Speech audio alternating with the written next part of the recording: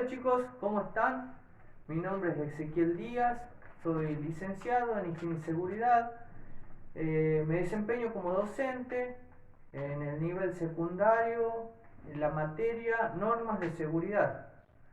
A los que son mis alumnos les voy a pedir que participen en el chat, hagan sus aportes, sus dudas, sus consultas, van a ser respondidas y voy a considerar para la evaluación. Por estos tiempos no queda otra, en estos tiempos de pandemia, de realizar las clases de esta manera, así que es importante que se motiven y que sigamos trabajando. Este es el primer tema y quisiera que presten mucha atención porque es muy importante para que después podamos seguir avanzando. El tema que vamos a desarrollar sería cómo se fue formando la higiene y seguridad, los conceptos básicos también de la materia para que podamos identificar, familiarizarse con esos conceptos que son fundamentales para que podamos entender cualquier cosa que podamos desarrollar a futuro. Así que mucha atención chicos, empecemos con el desarrollo, cuáles fueron los hechos más importantes para que el hombre se interese por la higiene y seguridad laboral.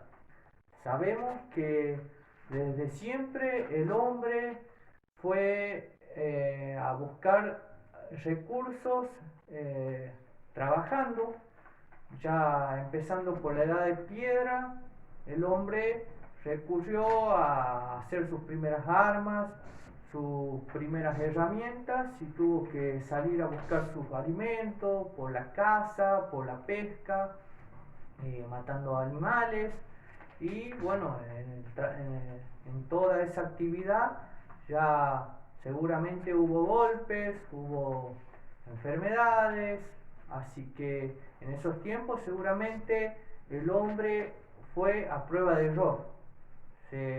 Tenía un accidente con algo y ya a futuro veía que tenía que prevenir ese accidente con más cuidado, encarar de otra manera las cosas.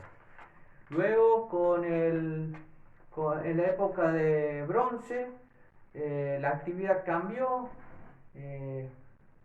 la actividad ya se enfocaba por los metales, la agricultura, y cada vez que cambia la actividad laboral tenemos que considerar que también cambian los factores de riesgo. Así que los accidentes, empezaban a haber nuevos accidentes. Datos históricos nos registran que 400 años antes de Cristo, un hombre conocido como el padre de la medicina, Hipócrates, este hombre, este médico, observaba a los trabajadores de la minería que estaban expuestos al plomo y él les recomendaba que hagan baños periódicos. Luego, después de Cristo, hay registros de otro hombre que es Pilinio, que también observaba a trabajadores de la minería que estaban expuestos al zinc, azufre y varios minerales, y obviamente que les causaba enfermedades, y este es el inventor del primer elemento de protección personal, el primer EPP, que lo hacía con vejigas de animales y era un EPP, protección respiratoria. Transcurrido el tiempo, a fines del siglo XVIII, en la Revolución Industrial, que fue producto del invento de la máquina a vapor, se reemplazaron varios trabajos de manualidades artesanales por la implementación de procesos, de maquinarias, de fábricas, que como resultado fue favorable para la producción, pero no así para el factor humano. El factor humano que no estaba preparado para este cambio, no conocía de los riesgos a los que estaba expuesto por estas máquinas, y las condiciones de trabajo no eran buenas. la mayoría de los trabajadores eran mujeres y niños, inmigrantes, que trabajaban jornadas excesivas, los accidentes eran graves, desde, desde amputaciones a muertes. Y hasta que el accidente más significativo que se produjo fue en Inglaterra, cuando, cuando una fábrica textil eh, fue un incendio que produjo muchísimos muertos. Esto fue en 1833, cuando el gobierno se interesó por la higiene y seguridad y estableció la ley sobre las fábricas. Luego, en el continente americano, en 1970, el gobierno estadounidense establece la ley de salud ocupacional. En nuestro país fue en el año 1972 donde se promulgó la Ley de Higiene y Seguridad en el Trabajo, la Ley 19.587 y sus respectivos decretos. Esta determinó las condiciones básicas y fundamentales que debe cumplir toda industria en el territorio de nuestro país. También determina que la obligación de toda empresa que debe formar un servicio interno de higiene y seguridad, el cual debe estar compuesto de profesionales competentes de higiene y seguridad, y que el mismo debe asesorar, brindar visitas, mediciones y controlar las condiciones que determina esta ley de higiene y seguridad. Las mismas se refieren a la ventilación, carga térmica, capacitaciones, provisión de agua, los baños, la ventilación, entre otras. Todos estos acontecimientos dieron como conclusión lo que es hoy la higiene y seguridad en el trabajo. Como conceptos de higiene y seguridad, los que pueden ver en la placa, que la seguridad en el trabajo es una disciplina que se encuadra a la prevención de accidentes laborales mediante el estudio, la evaluación y control de factores de riesgo, y que la higiene es una ciencia dedicada a la identificación, evaluación y control de los agentes de riesgo presentes con el objetivo de la prevención de enfermedades profesionales. Entonces, que la seguridad se dedica a la prevención de accidentes y que la higiene se dedica a la prevención de enfermedades.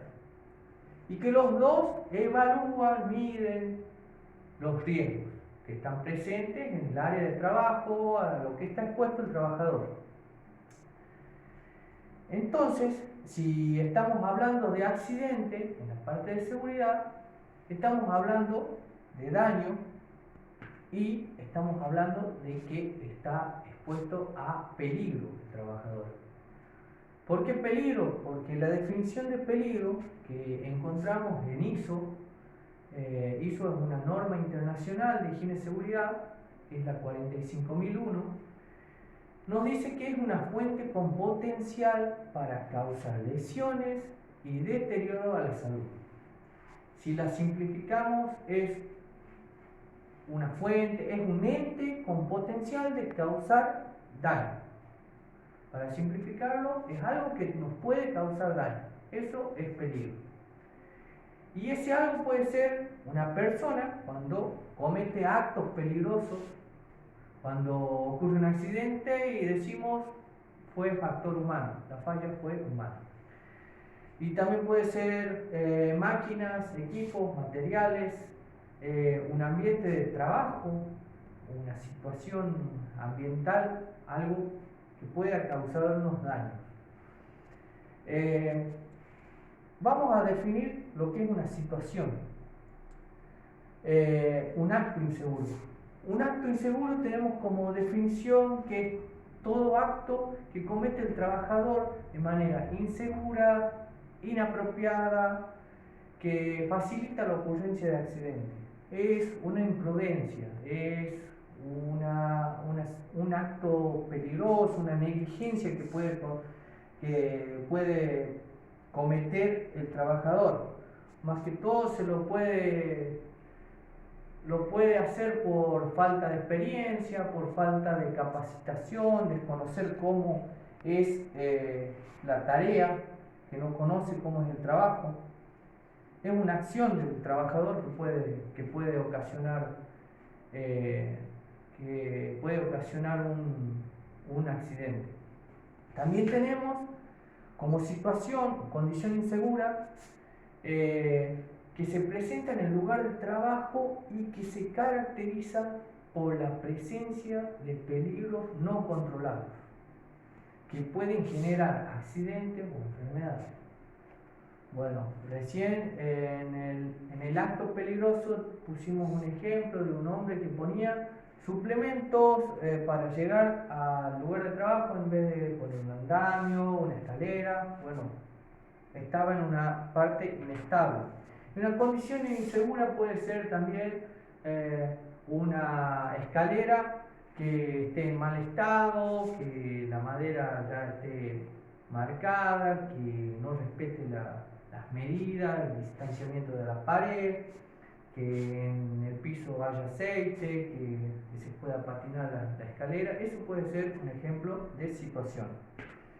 Y como riesgo, en la norma internacional 45001 nos define que es una combinación de la probabilidad de que ocurra un evento o exposición peligrosa relacionado con el trabajo y la severidad de la lesión, deterioro de la salud que pueda causar un evento o exposición. Resumiéndolo, para hacerlo más sencillo, podemos decir que es la probabilidad por la consecuencia. Eso es la probabilidad de que ocurra un accidente y la consecuencia. O sea, si nosotros, hay algunos que dicen que el peligro es la causa y el riesgo es el efecto. Si nosotros decimos que a los peligros los podemos identificar por su naturaleza, ya sea físico, químico, biológico, al riesgo lo evaluamos, porque ahí se refiere a la probabilidad, y cuando dice probable, o sea, nos podemos hacer la pregunta, ¿qué tan probable de que suceda el accidente? ¿Y qué tan grave puede ser la ocurrencia? O sea, puede ser alto, puede ser medio o puede ser bajo. Esa es la evaluación del riesgo. En cambio, el peligro se identifica si es una persona que comete actos peligrosos porque no conoce la tarea, es inexperta, o si es una máquina que no tiene protección, que es una máquina que no tiene mantenimiento. Entonces, sabiendo que el riesgo es la combinación de la probabilidad y la consecuencia, que con esos parámetros lo valoramos, lo evaluamos, ¿qué es la consecuencia? Es el resultado negativo de un riesgo que se ha hecho presente a causa de una acción o condición insegura. ¿Qué nos quiere decir? Que es el daño que se provocó, el daño que se causó de ese riesgo. Sabemos que, volviendo al tema de peligro, los peligros los podemos identificar según su naturaleza. Su naturaleza, el tipo de peligro que presenta esa persona, esa situación, ese ente, esa cosa, qué tipo de peligro nos presenta. Puede ser un peligro físico, como el ruido, la vibración, la medición, la ventilación, humedad, como está ejemplificado en la placa. Esos peligros se los puede medir y en la legislación nos podemos basar para saber si los podemos tolerar para que se ejecute, se pueda seguir trabajando o no. Por ejemplo, el ruido se, se lo puede medir y la legislación nos deja en claro que el límite permisible de esos decibeles es 85 decibeles. A partir de eso tenemos que tomar medidas. Otros ejemplos de clasificación de peligro físico, como pueden ver en la pantalla, es la vibración, temperatura, ventilación, humedad, presión atmosférica y radiaciones. Para todos, chicos, hay instrumentos de medición que se mide en el campo de trabajo para saber si es permitible trabajar con esa dosis de exposición recurriendo a la legislación o si se debe tomar medidas.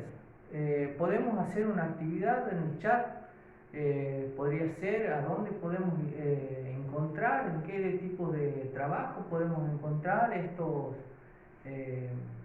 peligros, por ejemplo el ruido, la vibración, puede ser en salas de máquinas, en colectivos urbanos, eh, la ventilación, por ejemplo, donde puede ser en espacios confinados.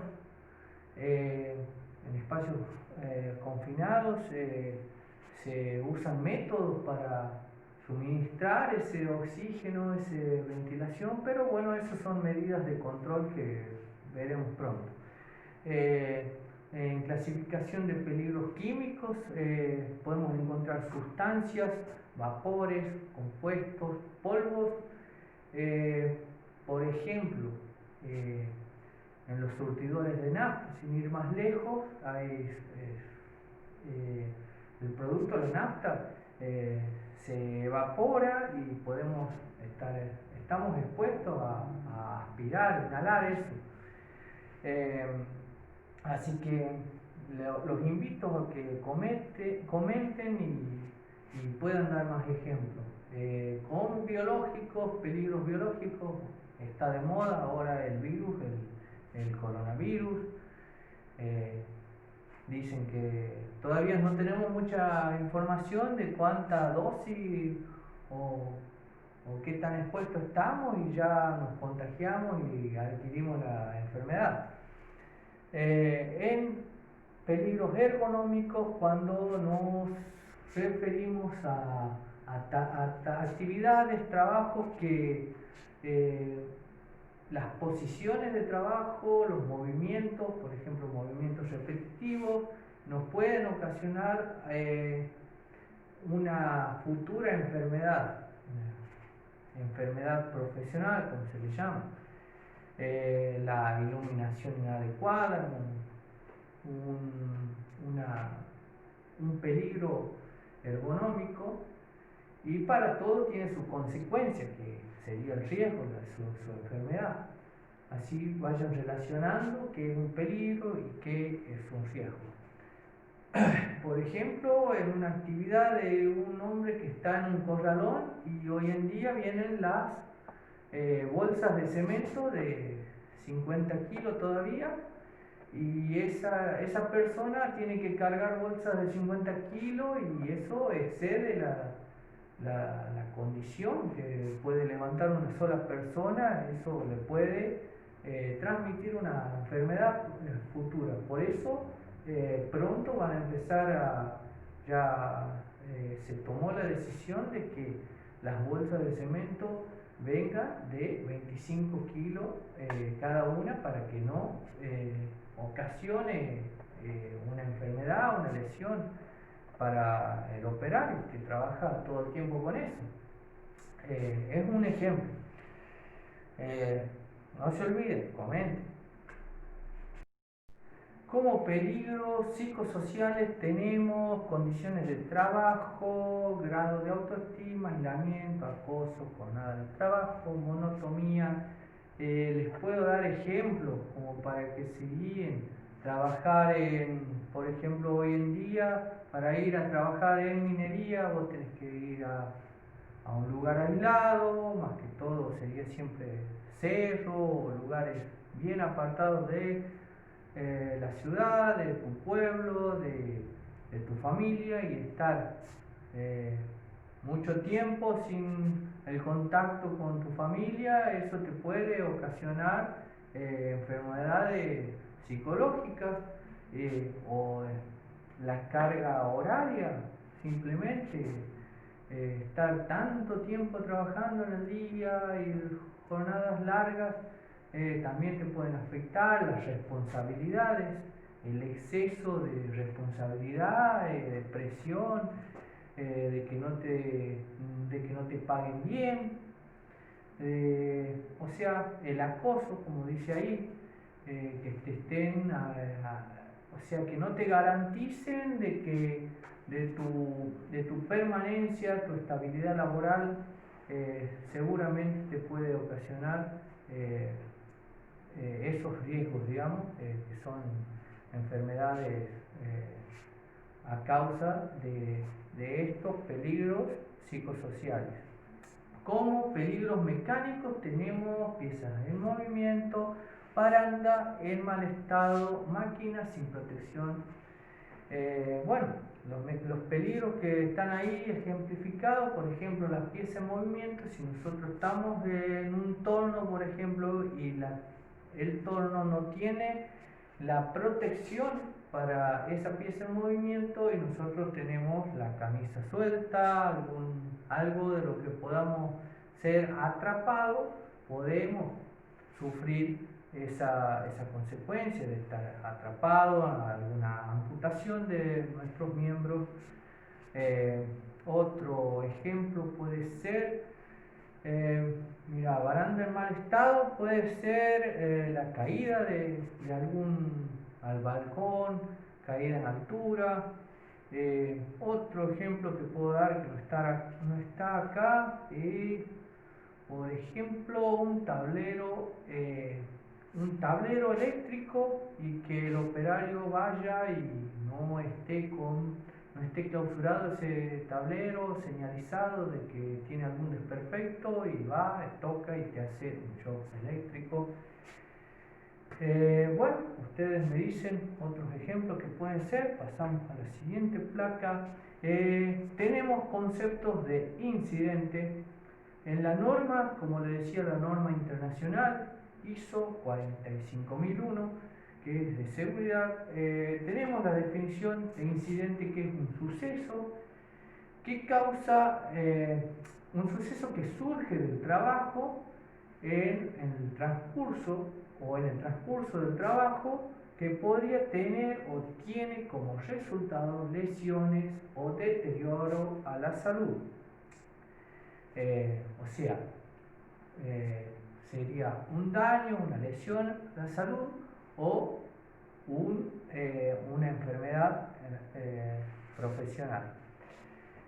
Antes teníamos, ahora no estamos manejando con este concepto de incidente. Antes teníamos el de incidente, que dice donde hubo lesiones o deterioro a la salud, o sea que se constató que hay una lesión, y cuasi accidente, donde podría haber lesión o deterioro, o sea que estuvo probable. Como acción correctiva, chicos, como la palabra nos indica, que es corregir, tenemos la definición que nos marca la norma internacional de seguridad con la que venimos trabajando, que es la ISO 45001, que nos dice que es una acción para eliminar una causa de no conformidad o un incidente y prevenir que vuelva a ocurrir. Entonces, toda acción que nos permita eliminar eso, la no conformidad o el incidente, y que nos permita que no vuelva a ocurrir, eso sería una acción correctiva.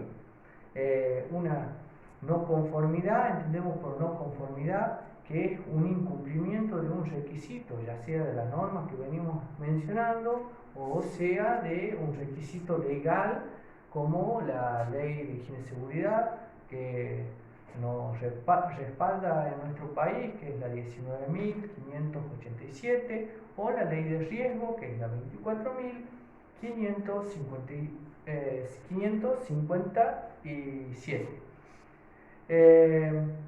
Bueno, también tenemos, si se entendió bien esto, estas son para corregir.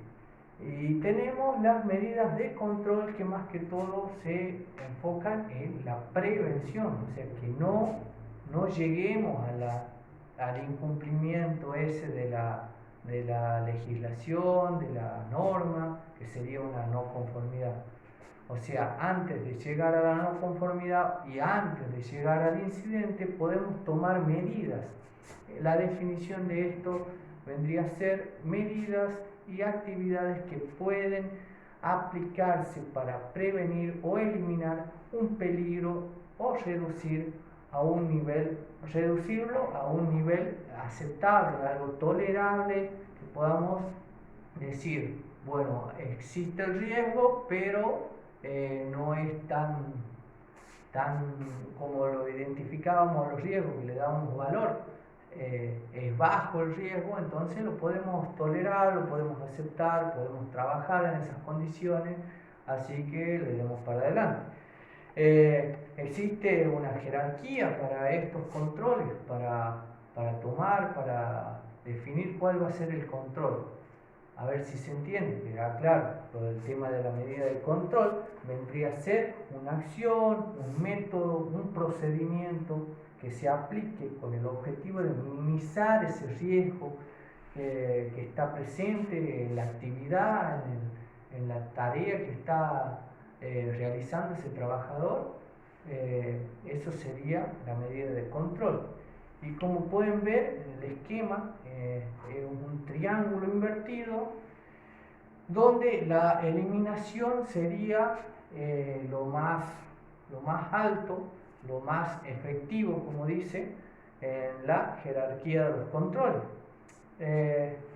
La eliminación elimina físicamente el peligro al que está expuesto el trabajador.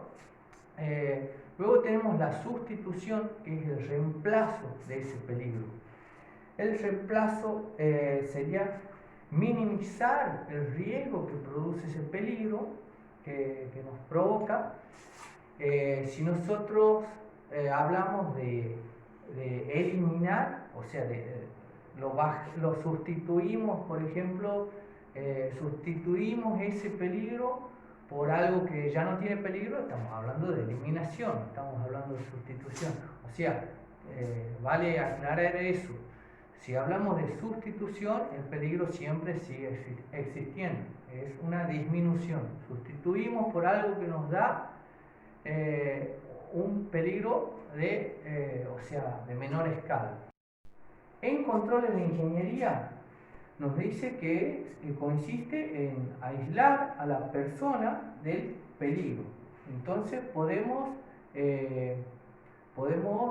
representarlo como colocar una barrera entre el peligro y el trabajador. Si podemos, antes de pasar a control administrativo, nos podemos enfocar en eliminar, sustituir y controles de ingeniería. Podemos notar algo, no sé si lo notan ustedes, apunta a la fuente de peligro. La medida de control va a la fuente de peligro. Y acá en controles administrativos nos dice cambiar el camino o la persona trabajando. O sea que se está enfocando al trabajador o al método o el camino en el que se realiza la actividad, el trabajo. Entonces se refiere a capacitarlo, a buscar otra alternativa que sea menos peligrosa. Y en EPP, si bien recuerda, EPP se refiere a elementos de protección personal. También enfoca a equiparlo al trabajador, dice proteger al trabajador con equipos de protección personal. Equiparlo para que sufra menor daño. Este sería menos efectivo en la jerarquía de riesgo, menos efectivo que el resto de los controles. Entonces, podemos decir que lo más eficaz, en conclusión, es la eliminación del peligro. Pasamos a ejemplos de eliminación. Tenemos el orden y limpieza. Básicamente lo podemos representar no solo en el trabajo, sino en el mismo colegio, en el aula, en sus hogares. Cuando hay desorden y falta de limpieza, hay más probabilidad de que se produzca un incidente.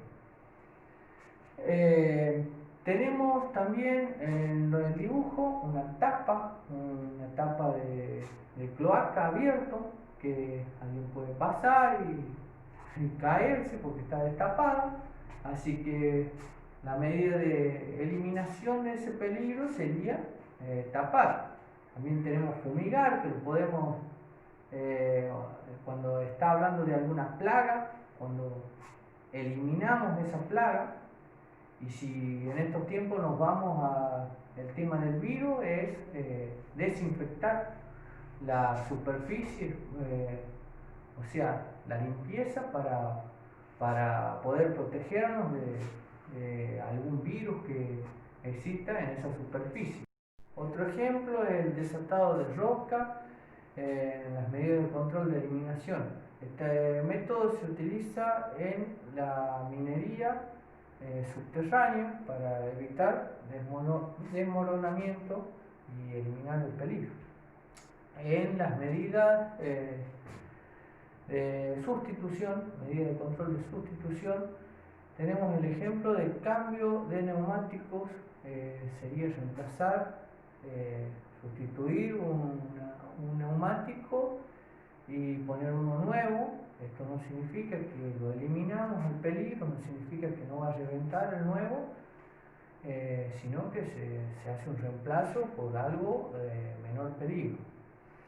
Tenemos la sustitución de maquinaria menos ruidosa. Tenemos también el uso de materiales menos riesgosos, menos corrosivos, por ejemplo ahí, y el cambio de procedimientos por procedimientos más seguros.